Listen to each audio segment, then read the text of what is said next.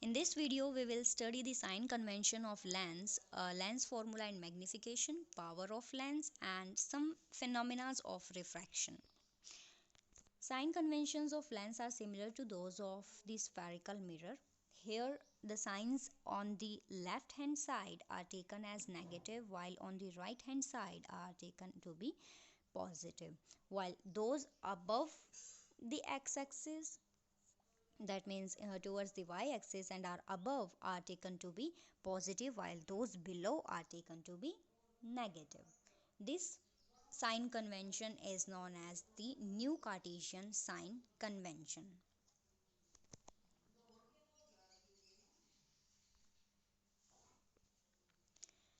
Now, what is the lens formula and magnification? The relation between the distance of an object, distance of an image, and the focal length is known as the lens formula.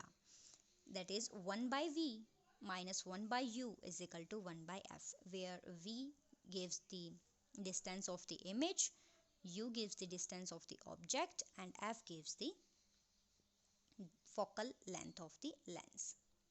Now, distance of the object and image is measured from the optical center of the lens. जो हमारा lens का centre है वहाँ से हम measure करते हैं. And the sign convention of distance is जो लेफ्ट साइड में होगा that will be taken as negative, and that is which is in the right side is taken to be positive from the origin, that is from the optical center. Lens formula is valid for all the situations of the spherical lens. By knowing any of the two we can calculate the third. अगर हमें image object का पता है then हम focal length निकाल सकते हैं. Focal length image का पता है then object का distance निकाल सकते हैं. What is magnification? It is the ratio of the height of image to the height of the object, or distance of the image to the distance of the object is magnification. Magnification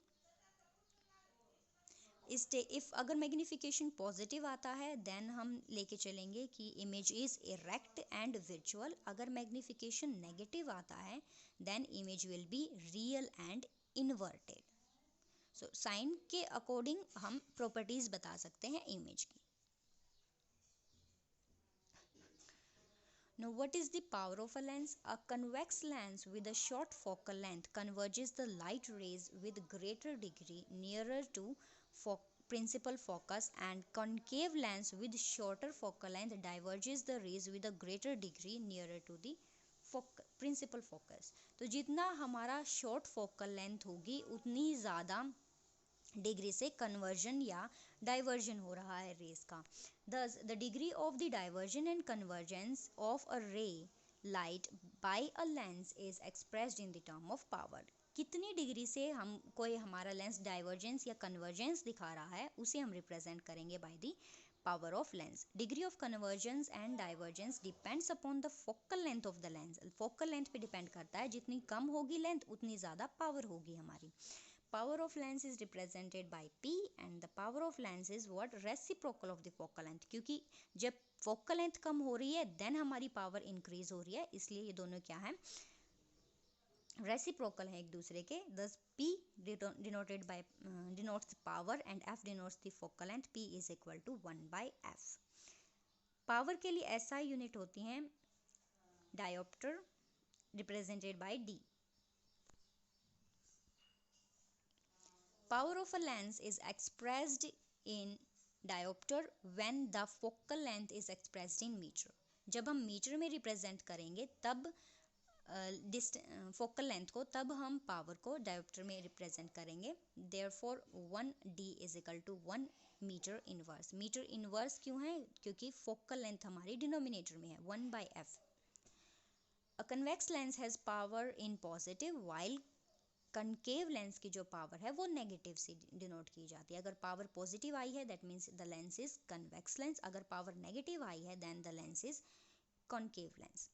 power of optical instrument having multiple lens. अगर एक से ज़्यादा lenses हैं then हम total power कैसे निकालेंगे? उनको add करके. If there is more than one lens used then the total power of the lens is given by the sum of the powers of individual lens.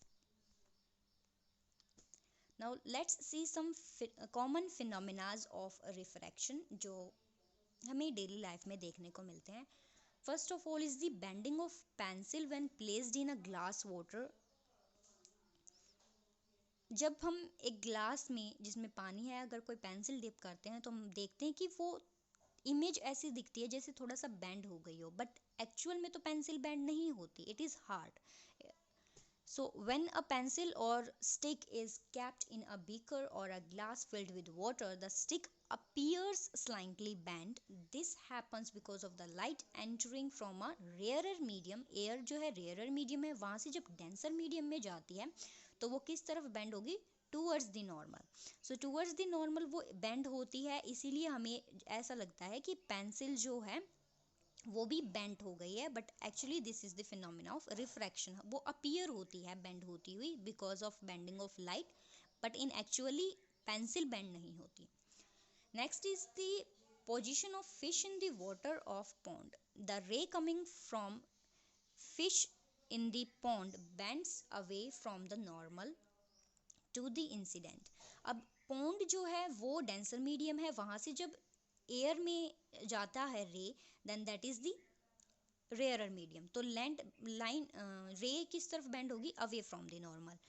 We see that the emergent ray which makes the appearance of fish slightly above its position. इसीलिए हमें जो position है fish की वो correct नहीं मिलती, वो हमें थोड़ी सी अबव मिलती है because of bending of light away from the normal. Now, next phenomena is the formation of a rainbow. A rainbow is formed just after the rain. When ray of light travels from droplets of iron, it is scattered into its constituent 7 colors and forms a rainbow in the sky. Rainbow की formation कैसे होती है? जब बारिश होती है तो हमें वाटर की ड्रॉपलेट्स एटमॉस्फेयर में रह जाती हैं. उन ड्रॉपलेट्स में जब रेज ऑफ लाइट ट्रैवल करती है तो वो रिफ्रैक्ट करती है और जो 7 कलर्स हैं लाइट के वो स्कैटर हो जाते हैं. उन्हीं की वजह से रेनबो हमें अपीयर होता है स्काई में.